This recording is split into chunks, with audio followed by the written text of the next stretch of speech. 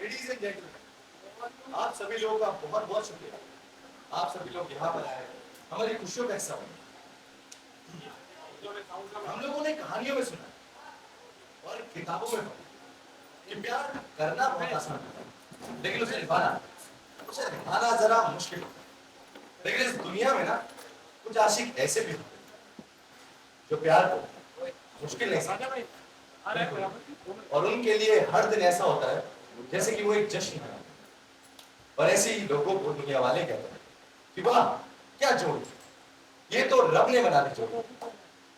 तो आज हम बात कर रहे हैं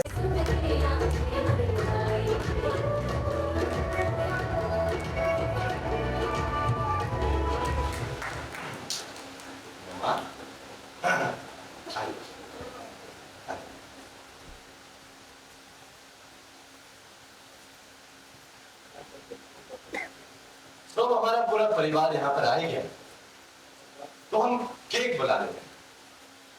आज सिर्फ हमारी शादी की 25वीं सालगिरह एक जश्न मनाते हैं। महादेव और विद्या के प्रेम का, हमारे संघर्ष, हमें जिंदगी में कुछ भी आसानी से नहीं मिलता, लेकिन एक दूसरे के साथ हर मुश्किल का सामना करना सीखा है। आज आप सब लोग हमारी 25वीं वर्षगांठ पर एक साथ और सबको बधाई देने के लिए आए हैं, उसके लिए बहुत बहुत धन्यवाद। Thank you so much. Please हमारे मम्मा और बाबा की 25वीं सालगिरह का केक स्टेज पर लेकर आ जाइए। यस,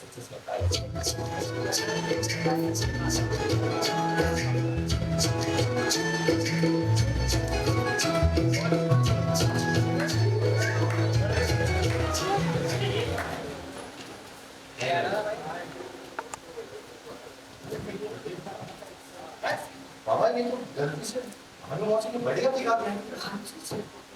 ठीक है, मैं तो एनिवर्सरी का केक खाना पड़ा।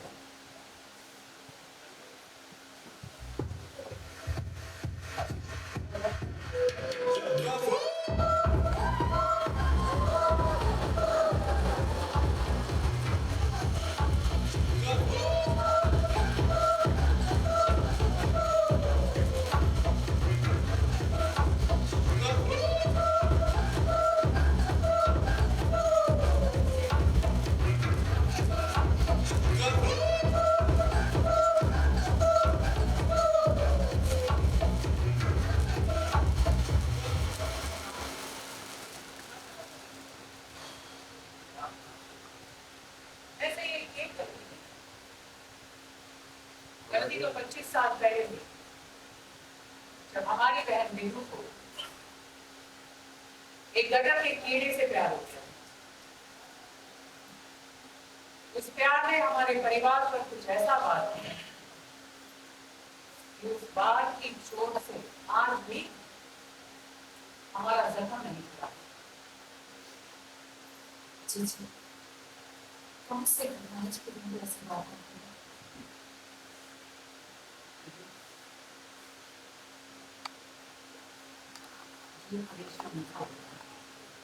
इसके लिए लेकिन सच सच हमेशा कड़वा होता है।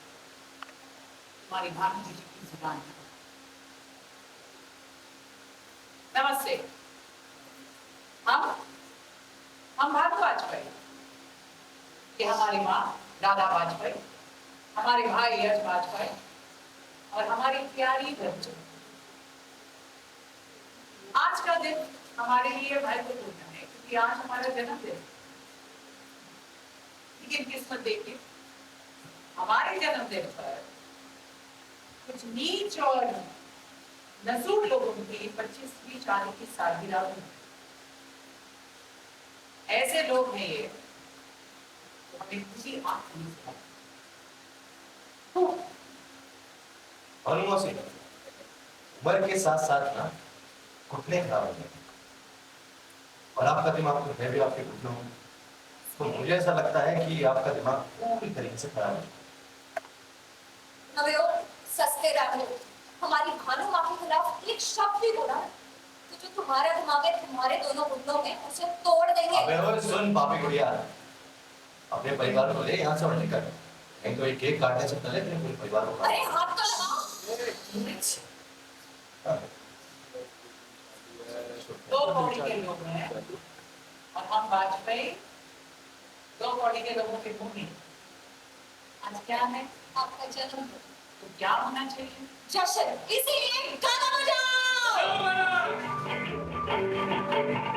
बार बार दिन ये आए, बार बार दिल ये गाए, तू जिए हजारों साल, ये मेरी है आरज़ू।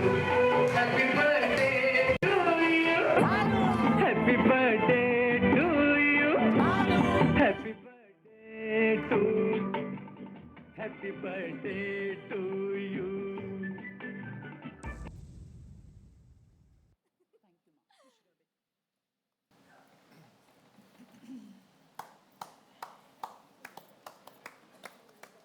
आपने बिल्कुल ठीक कहा भानुजी जी कि सच कड़वा होता है, लेकिन एक सच ये भी है कि आप इस परिवार की हैं।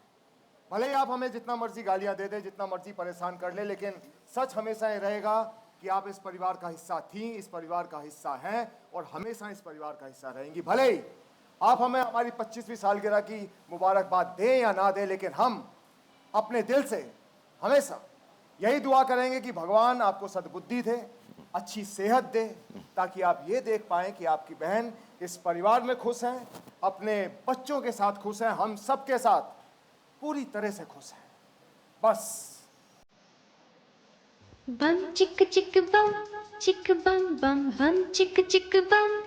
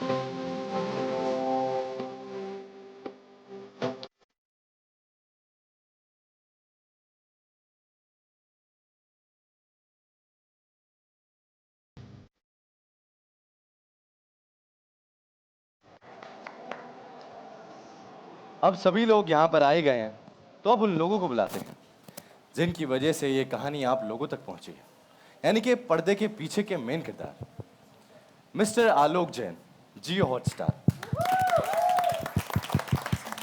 Mister Sameer Gogate, business head of Colors TV,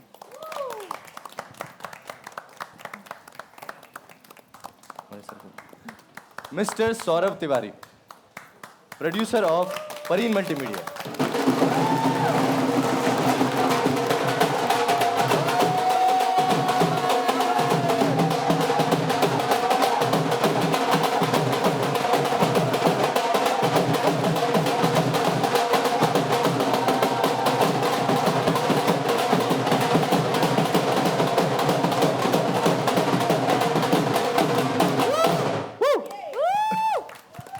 Alok sir, मैं पहला क्वेश्चन आपसे पूछना चाहता हूँ, इस शो की प्रेरणा आपको कहाँ से आई है? Thank you. हेलो। सबसे पहले सभी बैठे यहाँ पर हमारे मीडिया के मित्रगण और हमारे दर्शकों को नववर्ष की हार्दिक शुभकामनाएं। और दूसरा मैं कहना चाहूँगा धीरज कि आप सब लोग यहाँ पे आए उसके लिए बहुत बहुत धन्यवाद। ये एक बहुत ही महत्वपूर्ण और बहुत ही लगाव से बनाया हुआ शो है और उसके लिए हम आभारी हैं कि आपने जो सब लोगों ने प्यार दिखाया उसके लिए, और जो भी इतना अच्छा हमारे सभी आर्टिस्ट ने यहाँ पे परफॉर्म किया। This is really very very good and हमने एपिसोड देखे हैं। I think it's very very exciting. देखिए ऐसा है कि हमारा जो जियो स्टार पे हमेशा से कोशिश रही है कि हम एक भारत का प्लेटफॉर्म है, भारत का चैनल, भारत का OTT, भारत का थिएटर। हमारा हमेशा कोशिश रही है कि हम भारत की कहानियाँ सुनाएं, कहानियाँ जो भारत की सच्चाई दर्शाती हैं और वो हमें एक प्रेरणा देती हैं कुछ करने के लिए और अपनी सोसाइटी को आगे ले जाने के लिए। तो इस शो की भी जो प्रेरणा हमको आई वो इससे थी कि हमने आपस में देखा है, जब हम we see in our families also and lifes also there are challenges, there are communication gaps, there are differences जो क्रिएट हो जाते हैं और उनका कोई परिस्थितियाँ होती हैं, उनका रीज़न आदमी की कभी कोई इंटेंशन नहीं होती है। जैसा हमने यहाँ पे देखा इस शो में भी कि जो परिस्थितियाँ थी जिनकी वजह से एक परिवार बढ़ गया और उन परिस्थितियों का और उन समस्याओं का निवारण सिर्फ समय और आपस में बैठकर ही हो सकता है। आई थिंक इस शो की प्रेरणा हमको वहीं से आई कि ऐसा हमारे समाज में होता है और हमें एक एंटरटेनिंग मैनर में इस शो को सुनाना दिखाना चाहिए। And that is where our attempt has been and I am extremely thankful that what a wonderful performance and effort and enthusiasm everyone has shown on the show. I'm really really very glad. Thank you so much. Thank you sir. Alok sir, मैं एक और question आपसे पूछना चाहता हूँ। इस साल हम कलर्स टीवी पर क्या क्या एक्सपेक्ट कर सकते हैं?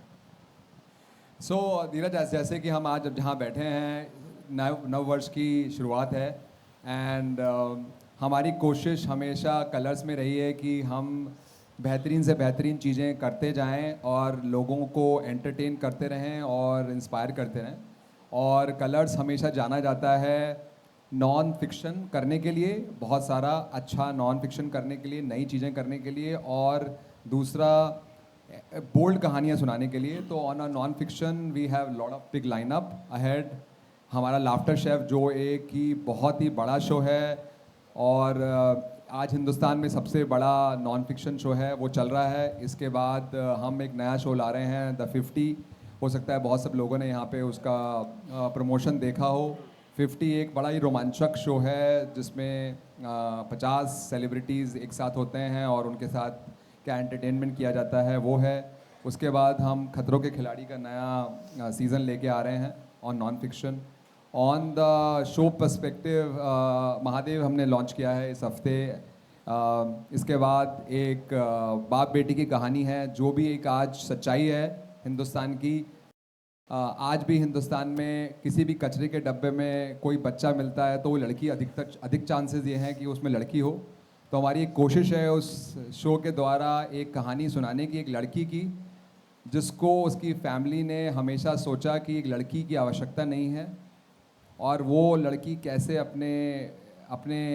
अपनी हिम्मत से अपनी जगह बनाती है फैमिली में और अपने पिताजी का दिल जीतती है। एक वो कहानी जिसका नाम है मोनोरागम, वो हम लॉन्च करने जा रहे हैं अगले कुछ महीनों में। उसके अलावा एक और शो है जो अगेन भारत की यथार्थ है कि बहुत सारी महिलाएं शादी के समय अपने जो भी वो कार्य कर रही होती हैं, जॉब कर रही होती हैं, पढ़ाई कर रही होती हैं, वो छोड़ देती हैं और फैमिली की रिस्पॉन्सिबिलिटी में उलझ जाती हैं। बट जब थोड़े बच्चे बड़े हो जाते हैं, 10-15 साल गुजर जाते हैं, उनको लगता है कि बच्चे बड़े हो गए हैं, बच्चों को भी शायद कम ज़रूरत होती है माँ की, और हस्बैंड भी बिज़ी हो जाते हैं, तो उनको लगता है कि अब उनका क्या वैल्यू है। तो ये एक ऐसी औरत की कहानी है जो डॉक्टर थी, बनना चाहती थी, बट उसने सब कुछ छोड़ दिया और वो कैसे अपनी लाइफ को सेटबैक से कम बैक करती है। तो डॉक्टर आरंभ भी एक अनदर शो है जो हमारा अगले कुछ महीने में आने वाला है। इसके अलावा हमारी कोशिश है हम नए लोगों के साथ अच्छी नई कहानियाँ आप सब दर्शकों के लिए लेकर आएँ। Thank you so much sir, thank you so much हमारी ऑडियंस को इतना सारा एंटरटेनमेंट देने के लिए। समीर सर, मैं आपसे एक क्वेश्चन पूछना चाहूँगा with all due respect. It's been a year that you join Colors. Please let us know how has the journey been and what is your focus now. पहले सबको happy new year. Bhanu ji happy birthday. Shakti ji happy anniversary. Vidya ji happy. Thank you. इस celebration में हमको बुलाने के लिए thank you. अच्छा लगा. शायद बीच में फंसे ऐसा भी लग रहा है अभी. देखो, कलर्स सच्चाई से कोई कहानी बताने से कभी डरा नहीं है. आई थिंक बालिका हो, अम्मा जी का लाडो हो, उत्तरायण हो, मंगल की कहानी हो, मन्नत की कहानी हो. So I think we've always stood by the truth and told stories in a way that एक सामाजिक सच्चाई बताती है. और सौरभ अच्छे से जानता है. सौरभ और मैंने हमारी कलर्स की जर्नी 2008 में चालू की थी जब कलर्स लॉन्च हुआ था. तो वी कुडंट बी हैप्पियर कि ये महादेव एंड सन्स की एक कहानी जो एक वैल्यू सिस्टम कॉन्फ्लिक्ट है, एक पेरेंटल माइंडसेट या एक जो एक अपने पेरेंट्स को एक वैल्यू सिस्टम से ब्रिंग अप किया गया और जो बच्चों का एक वैल्यू सिस्टम है उसमें जो एक कॉन्फ्लिक्ट होती है. सौरभ ने बड़े अच्छे से इसको इस शो के द्वारा कहने की कोशिश कर रहे हैं हम लोग. I hope all of you like it. As Alok said, you know, also एक हमारी एक कोशिश है धीरज की नए राइटर्स, नया इकोसिस्टम खड़ा करें. With Saurabh we are able to do that with his experience and getting a new set of actors, writers. I think बहुत इंडस्ट्री को ज़रूरत है कि हम एक नए सोच के साथ आज की कहानियाँ बताएं. एंड भले वो कहानियाँ रूटेड हो, जो कलर्स की स्ट्रेंथ है, थोड़े रॉ होती है हमारी कहानी. हरदोई की कहानी है. हरदोई इसके लिए सिलेक्ट किया गया था कि Saurabh has come up from that part of the world and he knows that world. तो ये एक सच्चाई बताना आसान पड़ता है अगर कोई उस जगह से होता है. बस यही हमारी एक कोशिश है. And thank you Saurabh for being a part of this journey. Really proud to have you with us. And thank you everyone and wish you a very happy new year. Thank you so much sir. Saurabh sir, एक question मैं आपसे all due respect पूछना चाहता हूँ. हमें पता है कि आपने शो के लिए कितनी मेहनत करी है and we all are very grateful. How do you see this show and please tell us about the show Mahadev and sons. आप सभी का स्वागत है. नववर्ष की शुभकामनाएं. कलर्स के साथ हमारा जो एसोसिएशन है, जो रिश्ता है, वो काफ़ी पुराना है. और दुनिया में कोई भी रिश्ता तभी चल सकता है जब उस रिश्ते में समय के साथ साथ विश्वास की एक डोज लगातार लगाई जाती रहे. सो ये एक ऐसी डोज है जो कलर्स हमारे साथ बार बार हम में लगाते रहती है, विश्वास की डोज. मैं सबसे पहले तो बहुत ज़्यादा शुक्रगुजार हूँ आलोक सर का, समीर का. आलोक सर ने पिछले 3 साल में ये हमें दूसरा मौका दिया है, दूसरी बार वो विश्वास दिखाया है हम पर, एक कहानी को, एक दुनिया को दिखाने का, एक कहानी को सुनाने का. और कहीं ना कहीं as a team it is our responsibility that we deliver our best. और हमको पूरी उम्मीद है कि लोगों को एक बार फिर से जो कहानी हम सुनाना चाहते हैं, दिखाना चाहते हैं, जिन रिश्तों के बारे में बताना चाहते हैं, वो लोगों को पसंद आएगा. तो वो पहली बात. दूसरी चीज़, महादेव एंड सन्स क्या है, उसमें क्या यूनिक है, क्या अलग है. देखिए, हम सब के परिवार में किसी ना किसी पीढ़ी में कोई ना कोई एक शख्स हुआ है जो कि महादेव की तरह रहा है. कहीं ना कहीं हमारे किसी पीढ़ी में कोई एक ऐसा महिला या कोई पुरुष, कोई हमारा रिश्तेदार रहा है जिसने पूरी ज़िंदगी इतनी मेहनत करी कि भले ही वो कठिन परिस्थितियों में पैदा हुआ हो, गरीब पैदा हुआ हो, लेकिन उसने उन परिस्थितियों को बदल दिया, ना कि खुद के लिए बल्कि अपने पूरे परिवार के लिए, आने वाली पीढ़ी के लिए. That is what the reality is and that is what Mahadev is. Mahadev अपने पूरे जीवन काल में जो कुछ भी करता है उससे उसके आने वाली पीढ़ी की ज़िंदगी बदल जाती है. महादेव एंड सन्स एक समाज का जो कटु दृष्टिकोण है उसको भी झलकाता है.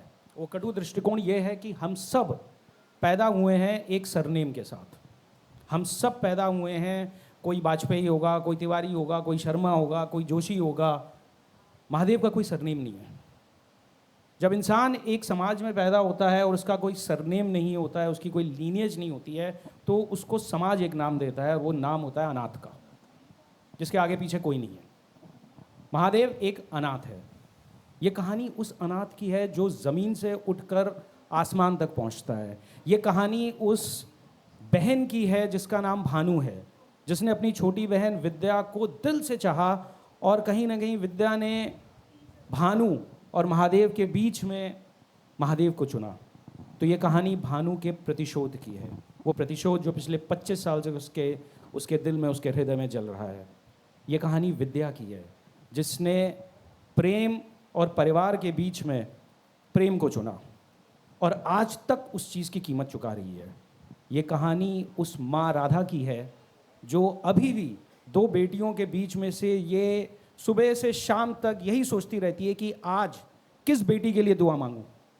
ये कहानी उस भाई की है यश की, जिसने लक्ष्मण और दर्जनों ऐसे कैरेक्टर्स, लक्ष्मण जिन्होंने भगवान राम के लिए जो है अपना पूरा जीवन निछावर कर दिया और एक समर्पित तरीके से बिना सवाल पूछे सही है गलत है उसी एक पथ पर चलते रहे। यश वो भाई है जिसने आंख बंद करके जो है भानु को फॉलो किया। ये कहानी उन बच्चों की है, धीरज, आशीष, केतन, जो माँ बाप की बहुत इज्जत करते हैं लेकिन अपनी ज़िंदगी अपने टर्म्स पर जीना चाहते हैं और इसमें कहीं कुछ गलत नहीं है। ये कहानी जो है जनरेशन कॉन्फ्लिक्ट्स की है। ये कहानी उस रज्जी की है जो महादेव की तरह अनाथ पैदा हुई और महादेव की तरह अपने टर्म्स पर दुनिया के साथ लड़ने को तैयार है। ये कहानी उस नर्मदा की है जो इन सारे उलझे हुए रिश्तों को संभाल करके, सुलझा करके एक नया कुटुंब बनाना चाहती है। सो ये कहानी किसी एक शख्स की नहीं है। इस कहानी के हर पात्र में आपको, जब आप अपने घर जाएंगे ना, तो आपको कहीं अपनी माँ, अपनी बहन, अपनी पत्नी, अपनी प्रेमिका, प्रेमी, बच्चे, ये सारे पात्र आपको आपके घर के सदस्यों का एक रिफ्लेक्शन दिखाई पड़ेंगे। सो ये है महादेव एंड सन्स। और अंत में मैं 2 लोगों का शुक्रिया अदा करना चाहूँगा, मेरे बिजनेस पार्टनर्स केवल सेठी जी, सुमित चौधरी, बिकॉज आप कोई भी विजन सोच लीजिए, किसी भी तरीके का शो सोच लीजिए, कोई भी कहानी बता लीजिए, अगर आपकी टीम और आपके लोग जो उस चीज़ को एग्जीक्यूट करने वाले हैं वो आपके साथ बिना किसी कंडीशन के खड़े हैं तो ही आप उस कहानी को कह पाएंगे। तो ये वो 2 लोग हैं जिनकी वजह से कहीं ना कहीं ये शो आज जैसा दिख रहा है, जैसा बना है, वो है। एंड आखिरी बात जो मैं वापस कहना चाहूँगा, परिन मल्टीमीडिया की तरफ से, पूरी टीम की तरफ से, हम सब की तरफ से आलोक सर का एंड समीर का एक बार फिर से शुक्रिया हमें मौका देने के लिए। मैं उम्मीद करता हूँ कि लोगों को, दर्शकों को हमारा शो पसंद आएगा, कहानी पसंद आएगी। हर हर महादेव। हर हर Mahadev. Thank you. Thank you so much, sir. Let's watch the AV.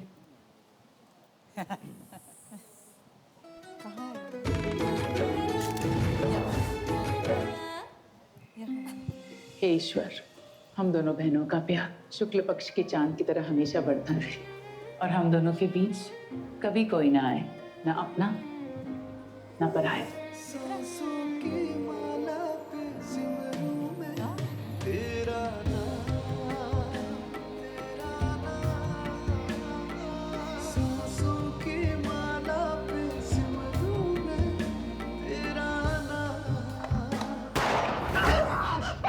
Vajpayee की बेटी होकर ये नहीं जानती कि शादी 2 लोगों के बीच नहीं, 2 परिवारों के बीच होती है। इस अनाथ से शादी करके क्या मिलेगा तुम्हें? बच्चे होंगे ना, किसका नाम दोगी? इसका? ना नाम, ना पहचान, ना खानदान। हम तुम्हें और तुम्हारी बीवी को बर्बाद करने में कोई कसर नहीं छोड़ेंगे। ये भानु वाजपेयी का वादा है। कुछ वादे हम भी कर ही देते हैं आज। हमारे और विद्या के बच्चे यहीं हरदोई में अपने नाना का नाम रोशन करेंगे और उसकी रोशनी से आप चलोगे। सर आप भी कमाल है। आप मालिक है इस मिल के, फिर भी हर रोज सुबह 5 बजे उठ के आते हैं, फिर बाकी वर्कर्स की तरह काम पे लग जाते हो। आज भानु जी का जन्मदिन है और 25 साल हो जाएंगे कि हम उनको आज के दिन बधाई तक नहीं दे पाएंगे। अब आप सभी लोग अपने अपने घर जाकर महादेव के जीवन में दुख, कलह, अशांति की प्रार्थना कीजिए। और अगर आप लोगों की प्रार्थना सफल नहीं हुई तो उसी ईंट से अपनी किस्मत का सिर फोड़ दीजिएगा।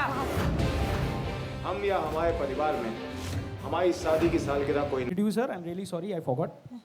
लड़कियों को लोग भूल जाते हैं। Thank you so much sir. इतना प्यारा प्रोमो हमने देखा है, तो let's click a picture together. Yes, thank you so much sir. Thank you. No wait for the picture. मैं नीचे बैठा था।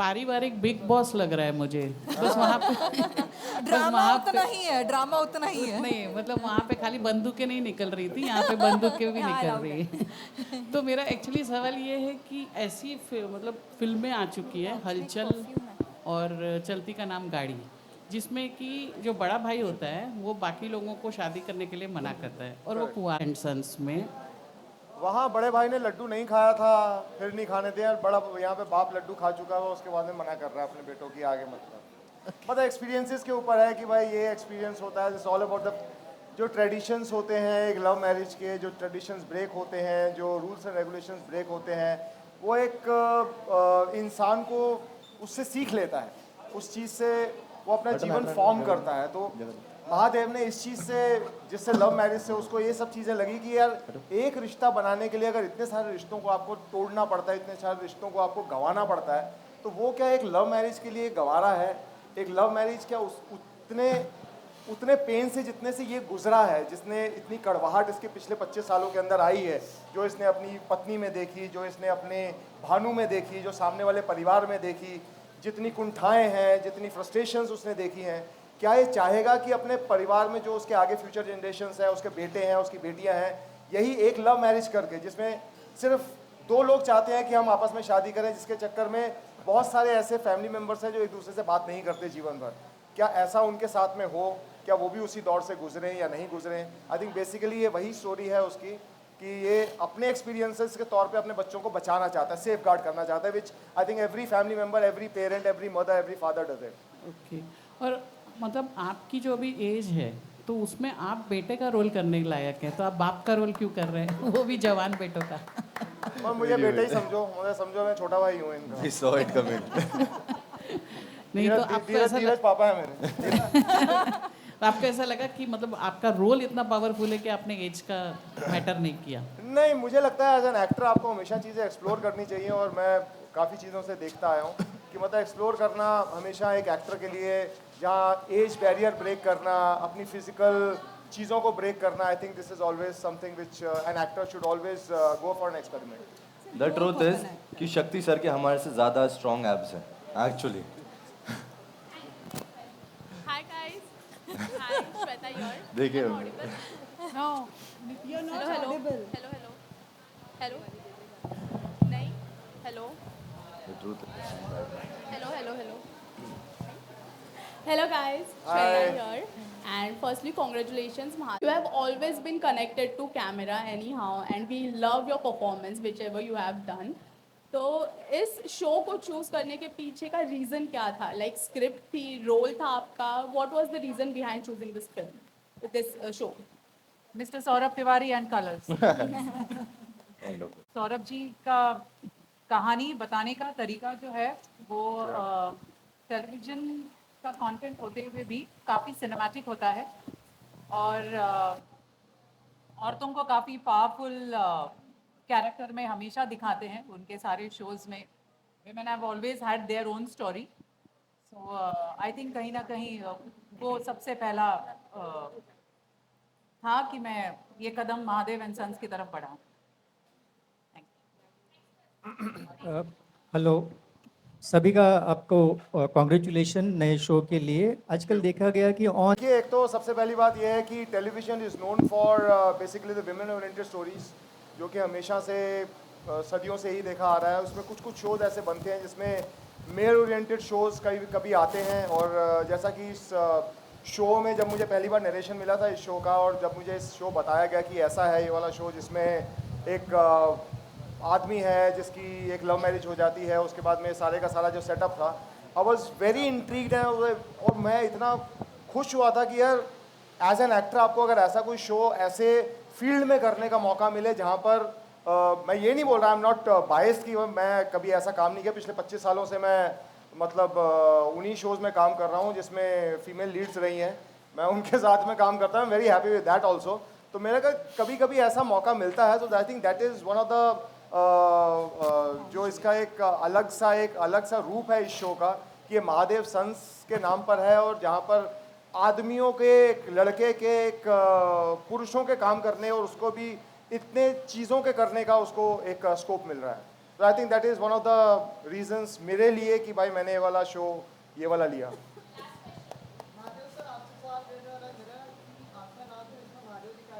हाँ जी, एक मिनट। स्कूल की छुट्टी है आज।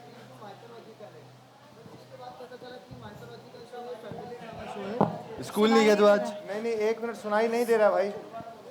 मेरा सवाल महादेव सर से रहने वाला है। जब हमने ये शो का नाम सुना था महादेव एंड सन, तो पहले लगा कि ये माइथोलॉजिकल शो है। उसके बाद जब हमने प्रोमो और इसके एपिसोड्स देखे तो पता चला कि ये एक फैमिली ड्रामा शो है। आपसे जानना चाहेंगे कि कहीं ना कहीं शो का जो टाइटल ट्रैक है वो महादेव एंड सन से कहीं ना कहीं ये कॉर्पोरेट कंपनी के टाइटल टैगलाइन की तरह नहीं लग रहा है, क्या कहना चाहेंगे? मैं जवाब दूं? बिल्कुल। हाँ, नहीं, महादेव एंड सन्स एक्चुअली में क्या है, ये एक महादेव जो एक इंसान है और उसके बच्चों की कहानी है। हाँ, ये कॉर्पोरेट ही कहानी है, जहाँ पे मतलब एक जो मेन सीईओ है वो महादेव है, और जो उसके सन्स हैं वो उसके डेप्यूटी एमडीज हैं। तो जैसे देखा जाए तो एक ऑफिस की कहानी है, जहाँ पे एक ऑफिस भी एक परिवार की तरह ही होता है। ऐसी कोई बहुत ज़्यादा इसमें दिक्कत वाली बात नहीं है। तो आप इसको एक कॉर्पोरेट शो ही समझ के इसको देखिए।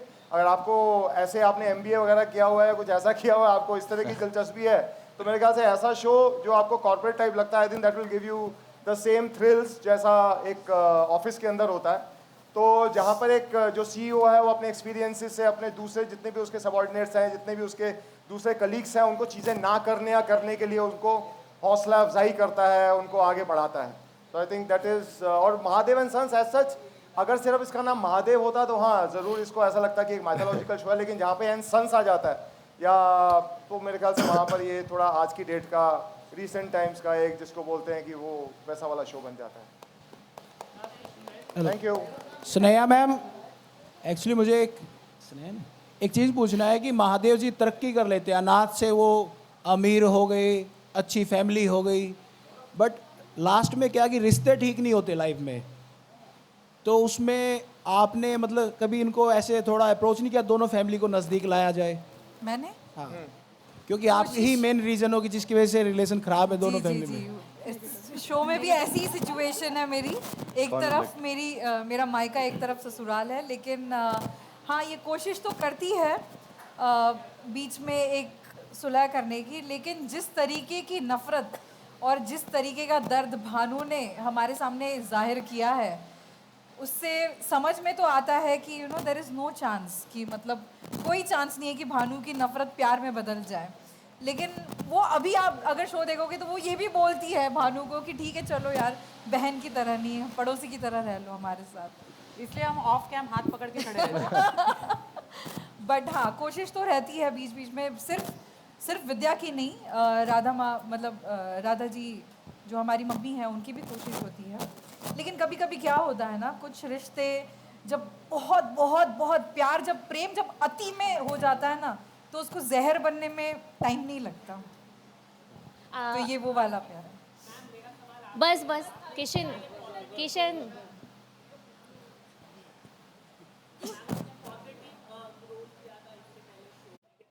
साथ में थे।